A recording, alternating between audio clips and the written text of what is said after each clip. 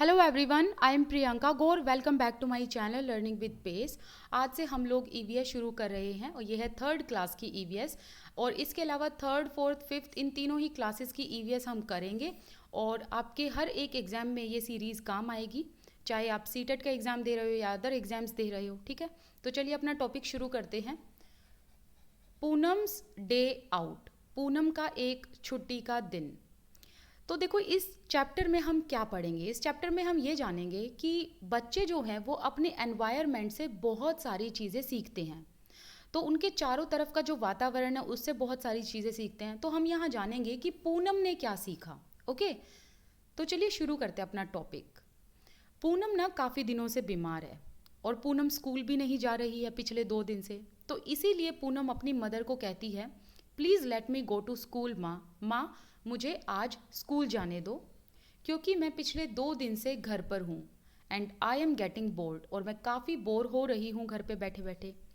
तो उनकी mother reply करती है, but you still have fever, कि तुमको अभी भी फीवर है। तो तुम एक काम करो, गो आउटसाइड, बाहर जाओ and lie down on the cot. Cot का मतलब होता है चारपाई, कि चारपाई पर जाकर लेट जाओ।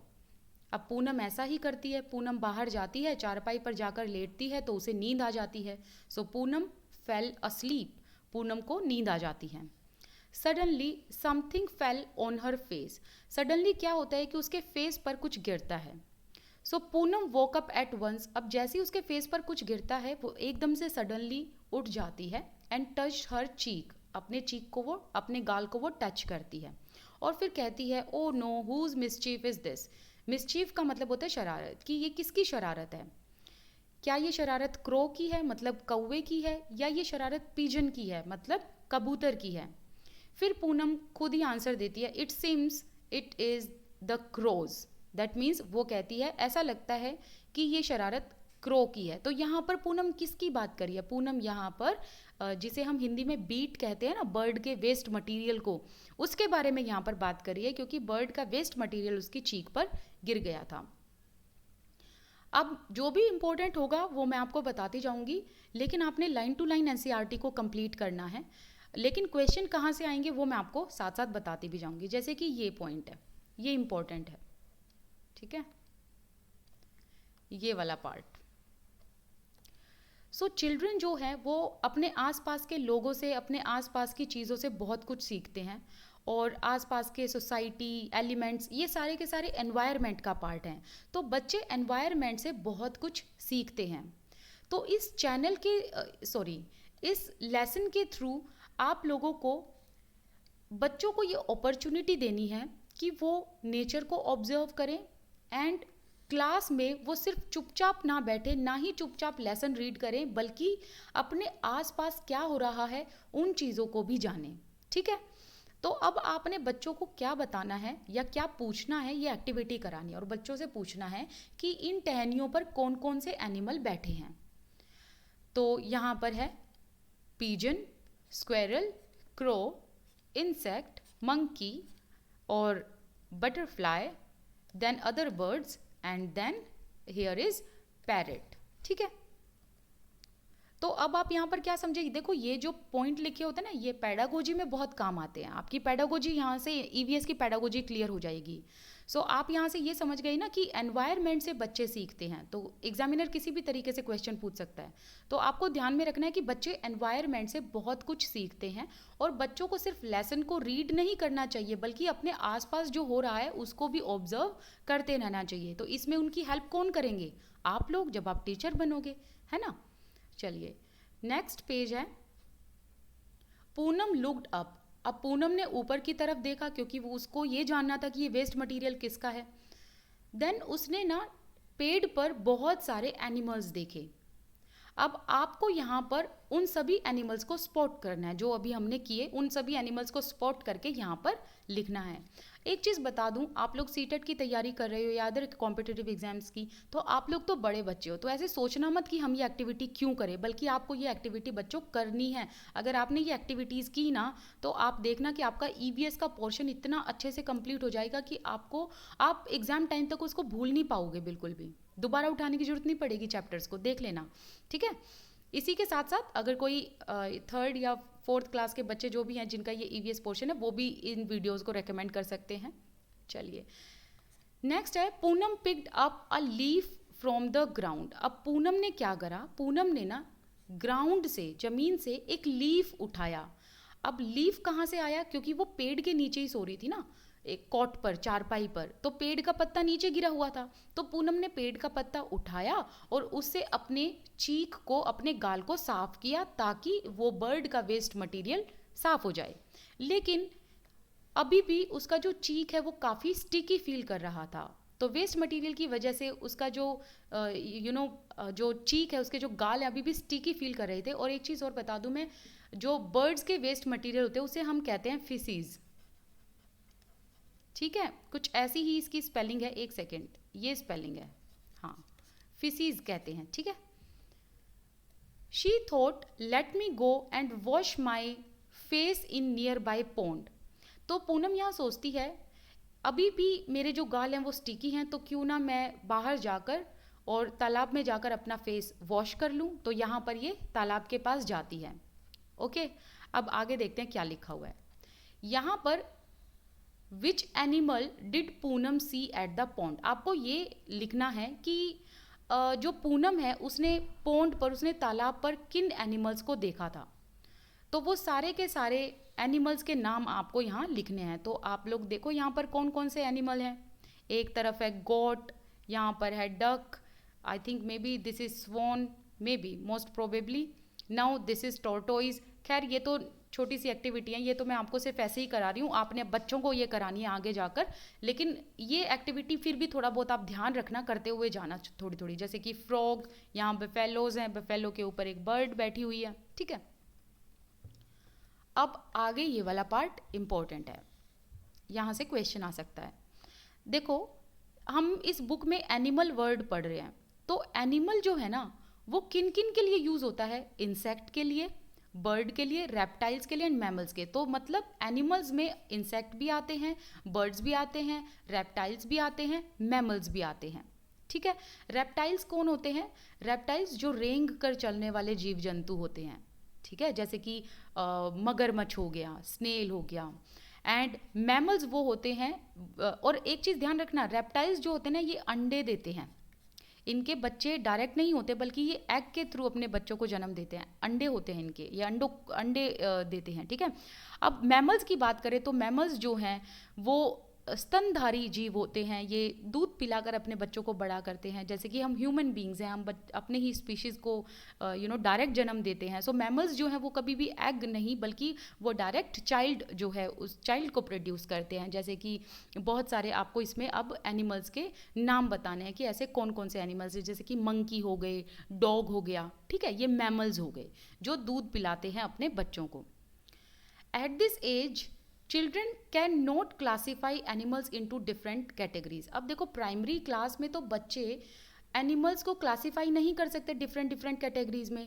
तो ये चीज़ आपको करनी है, आपको समझाना है बच्चों को कि किस तरीके से एनिमल्स का क्लासिफिकेशन हो सकता है। तो आपको यहाँ पर हर्बीवोरस एनिमल बताने हैं, कार्निवोरस एनिमल बताने हैं, अलग अलग तरीके के एनिमल्स आपको बताने हैं यहाँ पर। तो मतलब आपको यहाँ पर डिटेल में बताना है।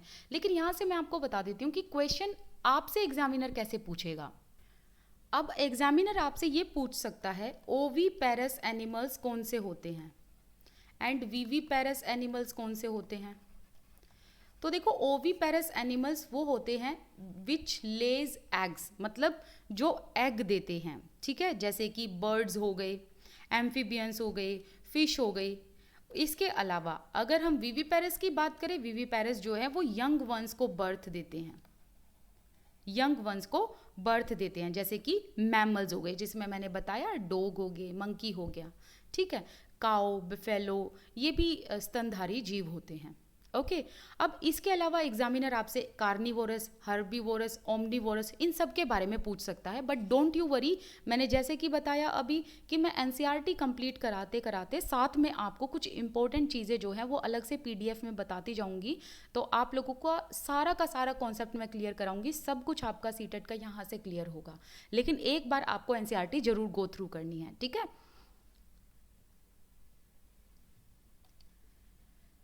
अब यहाँ पर बोला गया है, पूछा गया है, can you act like the animal seen at the pond? क्या जो पूनम ने पॉन्ड पर, तालाब के पास एनिमल्स देखे, क्या उनको आप एक्ट कर सकते हो? ये चीज़ आपने अपने बच्चों से पूछनी है जो क्लास के स्टूडेंट होंगे. Which animals makes what kind of sounds and movements? And आपको ये भी बच्चों से पूछना है कि कौन सा एनिमल किस तरीके की साउंड निकालता है एंड किस तरीके की मूवमेंट, मतलब कैसे वो चलता है, क्योंकि एनिमल्स का चलने का तरीका भी अलग होता है. ओके, अलग होता है इन द सेंस कि कोई अपने विंग्स के थ्रू फ्लाई करता है, मतलब ऑल एंड ऑल ये समझो आप, एक जगह से दूसरी जगह जब एनिमल जाता है तो सबका एक जगह से दूसरी जगह जाने का तरीका अलग होता है, जो हम यहाँ पर आगे पढ़ेंगे. Different animals move in different ways to go from one place to another place. जैसा कि मैंने अभी बताया कि हर एनिमल जो है वो एक प्लेस से जब दूसरे प्लेस जाता है तो वो अलग तरीके से मूव करता है. जैसे कि कुछ एनिमल्स वॉक करते हैं, कुछ क्रॉल करके जाते हैं, कुछ उड़ कर जाते हैं, कुछ स्विम करके जाते हैं, कुछ अपने पैरों से जाते हैं एंड कुछ अपने विंग्स के थ्रू जाते हैं, एंड कुछ ऐसे होते हैं जो अपनी टेल का सहारा भी लेते हैं. अब यहाँ पर आपको सारे एग्जाम्पल फिट करने हैं. जैसे कि फ्लाई में क्या आ गया? क्रो आ गया, पिजन आ गया, पैरट आ गया. क्रोल में क्या आ गया? यहाँ पर क्रोल में आप लोग स्नेल को डाल सकते हो, ठीक है. इसके अलावा स्नेक को डाल सकते हो. वॉक में क्या आ गया? बिफेलो आ गई, काऊ आ गई. एंड हॉप में क्या आ गया? इसके अलावा वॉक में और भी बहुत सारे जो है एनिमल्स आएंगे, तो आपको सारे के सारे यहाँ डालने हैं. लेकिन जैसा कि मैंने बताया, ये फटाफट से मुझे आपको कराना है, तो छोटी छोटी फटाफट से सारी एक्टिविटी हम करेंगे. हॉप में क्या आ गया? जैसे कि कैंगरू आ गया, ठीक है, फ्रॉग आ गया. इसके अलावा विंग्स, वो एनिमल्स जिनके विंग्स होते हैं, तो सारे पंख वाले एनिमल्स जैसे कि ईगल हो गई. इसके अलावा फीट, जिसके पाँव होते हैं, जैसे कि काऊ, बिफेलो हो गए. इसके अलावा टेल वाले, जैसे कि फिर से वही काऊ, बेफेलो, मंकी, इनके टेल होती है, ऐसे एनिमल. सो इस तरीके से आपने क्लासिफिकेशन बतानी है बच्चों को. नेक्स्ट पार्ट इंपॉर्टेंट है. Animals live in different places. देखो एनिमल्स ना अलग अलग जगह पर रहते हैं. कुछ तो ट्रीज पर रहते हैं जैसे कि मंकी, कुछ वाटर में रहते हैं जैसे कि फिश, एंड कुछ एनिमल्स ऐसे होते हैं जो लैंड पर रहते हैं, एंड कुछ एनिमल्स ऐसे होते हैं जो अंडर द ग्राउंड रहते हैं, मतलब बिल बनाकर, जैसे कि चूहे हो गए. और ये लैंड पर रहने वाले एनिमल्स जैसे कि काऊ एंड बफेलो हो गई. एंड कुछ ऐसे होते हैं जो अंडर द ग्राउंड रहते हैं, मतलब बिल बनाकर रहते हैं, जैसे कि रैट, स्नेल हो गए. इसके अलावा कुछ ऐसे हैं जो स्काई में उड़ते हैं, जैसे कि ईगल हो गई, जिसे हम हिंदी में बाज कहते हैं. Some animals even live in our house. अब आप यहाँ पर बच्चों से पूछना कि कौन से ऐसे एनिमल हैं जिनको हम अपने घरों में रखते हैं, तो बच्चे कुछ ना कुछ यहाँ पर आंसर करेंगे. सबसे पहला आंसर यही होगा, डॉग. सो डॉग जो है, मतलब वो हमारे घरों में रहता है. आप देखो हमारे आसपास, हमारे घरों में लोग ज़्यादातर डॉग को ही पालते हैं. ओके, अब ये तो हम डेलिब्रेटली पाल रहे होते हैं, तो ये हमारे पेट एनिमल्स होते हैं. बट इसके अलावा कुछ ऐसे एनिमल्स भी होते हैं, कुछ ऐसे रेप्टाइल्स जो हैं वो एनिमल्स में ही आते हैं ना, तो कुछ ऐसे एनिमल्स भी होते हैं जो हमारे घर में बिन बुलाए मेहमान टाइप होते हैं, राइट. जैसे कि देखो छिपकली, देखो स्पाइडर, देखो, है ना, ये चीज़ें, ये कुछ इंसेक्ट और ये चीज़ें जो हैं ये आपको अपने घर में मिलेंगी, जो जिनको आप पालते नहीं हो बट वो फिर भी हमारे घर में होती ही होती हैं. इसके अलावा चूहे देखो, तो ये भी चीज़ें आपको यहाँ पर बतानी है बच्चों को. नेक्स्ट है, ये भी बहुत इंपॉर्टेंट पार्ट है कि बच्चों को अलग अलग कलर, अलग अलग शेप्स देखना बहुत पसंद है. इसके अलावा बच्चों को एनिमल्स की चाल देखना पसंद है, एनिमल्स की साउंड सुनना पसंद है. एंड बच्चे ना इस टाइम पर इमिटेट करते हैं एनिमल्स को. एंड नॉट ओनली एनिमल्स, बल्कि सभी को इमिटेट करना पसंद करते हैं. सो यहाँ पर एग्जामिनर आपसे क्वेश्चन पूछ लेगा तो आपको आंसर यही देना है कि इस टाइम पर बच्चे जो होते हैं, इस एज में बच्चे इमिटेट करके सीखते हैं, लर्न करते हैं. Now look at the diversity in the animal world. अब आप देखो आसपास की एनिमल वर्ल्ड में कितनी डाइवर्सिटी है, कितनी विभिन्नताएं हैं. एंड आप उन एनिमल्स को एक ग्रुप में रखो, और जब आप हर एक एनिमल को ग्रुप में रखोगे तो उसे क्या कहेंगे? बिगिनिंग ऑफ द क्लासिफिकेशन, मतलब वर्गीकरण होना. ठीक है, तो जैसा कि मैंने आपको बताया कि आप ऐसे वर्गीकरण करना, ये चीज़ आपको पता होनी चाहिए. एग्जामिनर पूछ सकता है कि लैंड पर रहने वाले एनिमल्स कौन से होंगे, वाटर पर रहने वाले कौन से होंगे, और ऐसे एनिमल्स कौन से होंगे जो लैंड एंड वाटर दोनों पर रहते हैं. फाइन, तो इस तरीके के क्वेश्चंस जो हैं वो एग्जामिनर आपसे पूछेगा.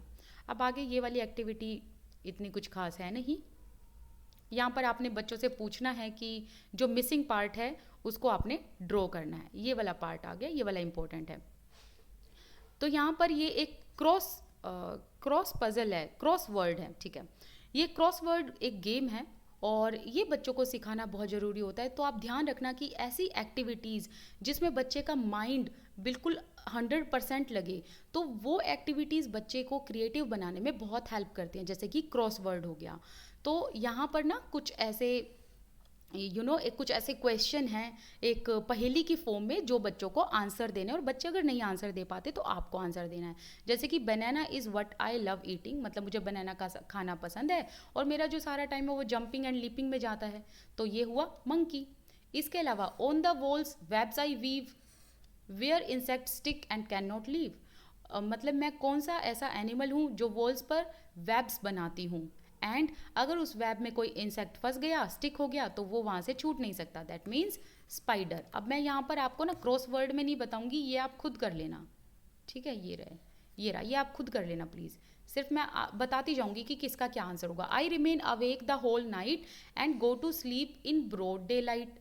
अब आपको बताना है कि मैं ये कौन सा एनिमल है कि जो सारी रात तो सोता नहीं है, ठीक है। I remain awake the whole night, मतलब मैं जो हूँ मैं सारी रात सोता नहीं हूँ। Go to sleep in broad day night, लेकिन दिन में सोता हूँ, तो मैं कौन हूँ, मैं हूँ आउल, है ना।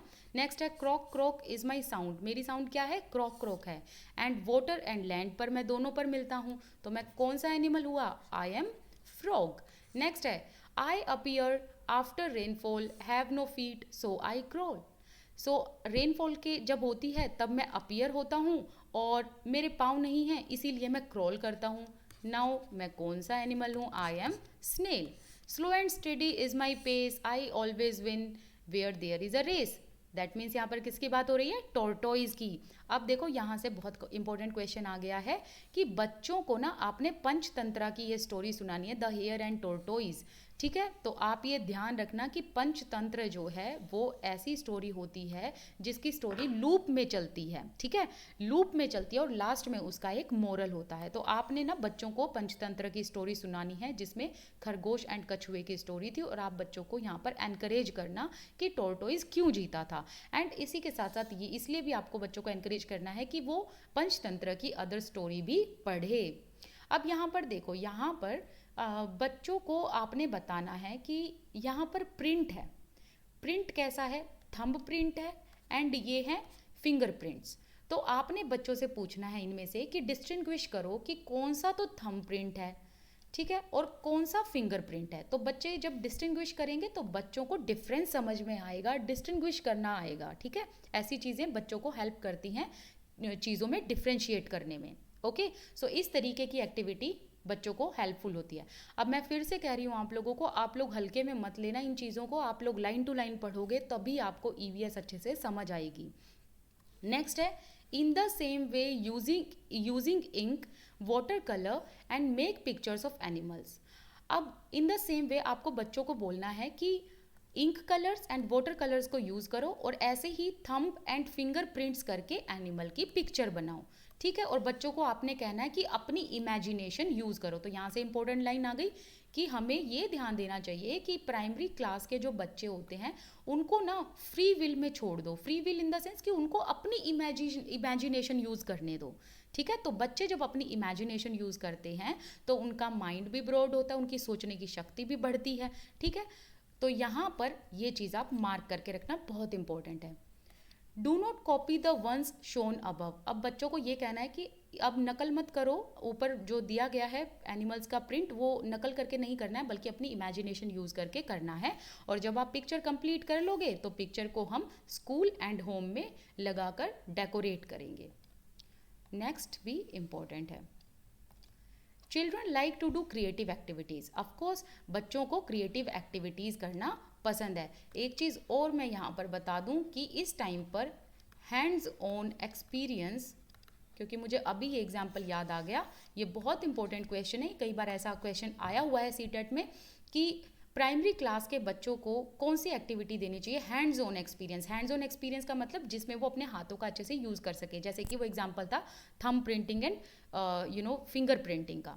तो बच्चों को ना क्रिएटिव एक्टिविटी करनी बड़ी अच्छी लगती है, उससे वो सीख भी जाते हैं, जैसे कि पिक्चर बनाना प्रिंट्स के थ्रू, फिंगर एंड थंब को यूज़ करके, ठीक है।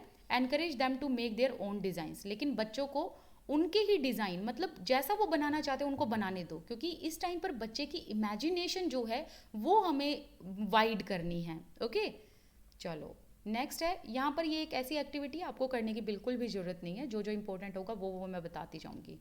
यहाँ पर इंपॉर्टेंट है, encourage children to look carefully at the animals. बच्चों को आप एनकरेज करो कि हर एक एनिमल पर ध्यान दे और अच्छे से ध्यान दे और उनका एक पिक्चर बनाए, लेकिन अपनी इमेजिनेशन से। मतलब पहले तो पिक्चर देख ले अच्छे से, पिक्चर देखने के बाद फिर बच्चों को कहो कि अब आप अपनी मर्जी से जितना भी आपको याद है कौन सा एनिमल कैसे बनता है वैसे आप बनाओ। लेकिन अगर बच्चे को आप कोई ऐसी पिक्चर दे रहे हो इन अ ग्रुप, तब बच्चे को थोड़ी सी हेल्प की ज़रूरत पड़ सकती है, तब आपको एज अ टीचर हेल्प करनी है। नाउ नेक्स्ट है, spend some time under a tree. मतलब अब कुछ टाइम ट्री, पेड़ के नीचे बिताओ और ऑब्जर्व करो एनिमल्स को केयरफुली। अब name the animals which can be seen. अब देखो कि कौन कौन से एनिमल्स ब्रांचेस पर, लीव्स पर, ट्रंक पर, ग्राउंड पर हो सकते हैं। तो ये तो ऐसी एक्टिविटी है जो आपने ये कब करानी है, जब स्कूल में बच्चे होंगे तब आप ये एक्टिविटी कराना। यहाँ पर बहुत इंपॉर्टेंट पार्ट आ जाता है। फिर से एक एक्टिविटी बताई गई है, जिगसो पजल। देखो बच्चों को ना जिगसो पजल कराना चाहिए। A picture is cut in such a way that one has to really think hard to fit the picture together. तो क्वेश्चन ये भी आ सकता है, जिगसो पजल क्या होता है? जिगसो पजल ना ऐसा होता है कि उसमें जो पिक्चर्स हैं वो अलग अलग शेप्स में कटी हुई होती हैं और उन शेप्स को फिर एक दूसरे के साथ एक साथ रखना होता है, पुट टुगेदर करना होता है, ताकि एक पिक्चर बनकर सामने आए। वहाँ पर आगे इन्होंने एग्जाम्पल भी दिया है उसका, डोंट वरी अभी देखेंगे। ये वाला भी पार्ट काफ़ी इंपॉर्टेंट है। This activity is a beginning of sequence. अब जिग्सो पजल की अगर हम बात करें, ये ऐसी एक्टिविटी है जिससे ना बच्चों को सीक्वेंस के बारे में पता चलता है, and the sequence will depend on the experience of child. A square can be smaller and bigger than the sparrow. अब ये सीक्वेंस में जब आप बच्चों को बोलो, देखो जब आप बच्चों को यूँ कहोगे जिग्सो पजल को अब सॉल्व करो, तो बच्चे जो हैं वो एक सीक्वेंस में जिग्सो पजल को जब सॉल्व करेंगे तो बच्चे के लिए एक स्क्वेरल जो है वो छोटी हो सकती है या बड़ी हो सकती है एक स्पैरो से। So discuss issues related to sensitivity towards animals in an interactive manner. यहाँ पर आपको बच्चों के साथ एक सेंसिटिविटी शो करनी है और इस चीज़ को आपने बच्चों के साथ डिस्कस करना है कि हमें हमेशा सेंसिटिव होना चाहिए टूवर्ड्स एनिमल्स, ठीक है। अब देखो बच्चों को सीक्वेंस आना कितना जरूरी है। देखो एक्टिविटी के थ्रू बच्चों को जब सीक्वेंस आता है तो बच्चा बड़ा छोटा ये सब अच्छे से वर्गीकरण उसका करना सीख जाता है। नेक्स्ट है, अब आपको ना एक जिग्सो पजल बनाना है। आप कैसे बनाओगे? पहले एक एनिमल की पिक्चर लोगे, फिर उस पिक्चर को एक कार्डबोर्ड पर स्टिक कर दोगे, फिर उस कार्डबोर्ड को ना अलग अलग एजेस में काट देना, अलग अलग अनइक्वल शेप में। जैसे कि देखो यहाँ पर अनइक्वल शेप में काट रखा है, देखो ये देखो एक ऐसी शेप में काट दी, एक ऐसी शेप में काट दी, और फिर बच्चों को बोलो कि इसको अब एक साथ मिलाओ और देखो कि कौन सा एनिमल बना है। तो देखो अब बच्चों को ना जब ये ऐसे कटे हुए पीसेस एक साथ रखने आएंगे तो इससे बच्चे की जो क्रिएटिविटी है वो उभर कर सामने आएगी, ठीक है। अब आगे का पार्ट भी बहुत इंपॉर्टेंट है और ये लास्ट पॉइंट है इस चैप्टर का। देखो जो जिग्सो होता है that should be cut in such a manner that it is challenge for the child. Jigsaw मतलब ये जो गेम है ये ऐसा होना चाहिए, इसमें ऐसी कटिंग होनी चाहिए पिक्चर्स की कि जो ज़्यादा इजी ना हो, क्योंकि ज़्यादा इजी होगी ना तो बच्चे बहुत जल्दी एक्टिविटी भी ख़त्म कर लेंगे और बच्चे ज़्यादा देर तक एंगेज नहीं हो पाएंगे। सो दैट मीन्स कि एक टीचर को ऐसी एक्टिविटी रखनी चाहिए जिसमें बच्चों को मज़ा भी आए और जिसमें बच्चे अपना एफर्ट भी डालें। ऐसी एक्टिविटी होनी चाहिए, ठीक है। ये नहीं है कि प्राइमरी बच्चे हैं तो ठीक है इतना इजी दे दो कि वो एक सेकंड में सॉल्व कर दें। नो, ऐसी ट्रिक्स अपनाओ जिससे बच्चे तरह तरह की क्रिएटिविटी, तरह तरह की इमेजिनेशन को यूज़ करें, क्योंकि आपका काम क्या है? बच्चे की पर्सनैलिटी को, ओवरऑल पर्सनैलिटी को डेवलप करना। ओके, हमें बच्चे को ओवरऑल डेवलप करना है। सो बच्चे के लिए थोड़े से चैलेंजिंग टास्क होने चाहिए जिसमें बच्चा काफ़ी देर तक एक्टिविटी में एंगेज रहे एंड एक्टिव रोल पार्टिसिपेट करे। So encourage more such activities and appreciate their work. और जब बच्चे ऐसी एक्टिविटी करें, अच्छा ऐसी एक्टिविटी करें और उनको अगर वो कंप्लीट करें तो आपको क्या करना है, अप्रिशिएट करना है। और अगर सपोज करो अगर वो कंप्लीट ना करें तो आपको यहाँ पर क्या करना है, बच्चों की हेल्प करनी है, उनको डांटना नहीं है। एक चीज़ और, एक बहुत इंपॉर्टेंट क्वेश्चन है, क्वेश्चन कई बार ये भी आया हुआ है कि एक प्राइमरी टीचर के पास क्या होना चाहिए, तो उसमें कुछ ऐसे ऑप्शन थे, पेशेंस होना चाहिए, या फिर जो टीचर है वो एंथुजियास्टिक होनी चाहिए, या फिर टीचर को अच्छे से बोलना आना चाहिए। अब इसमें से आप बताओ कि कौन सा आंसर आपका होगा।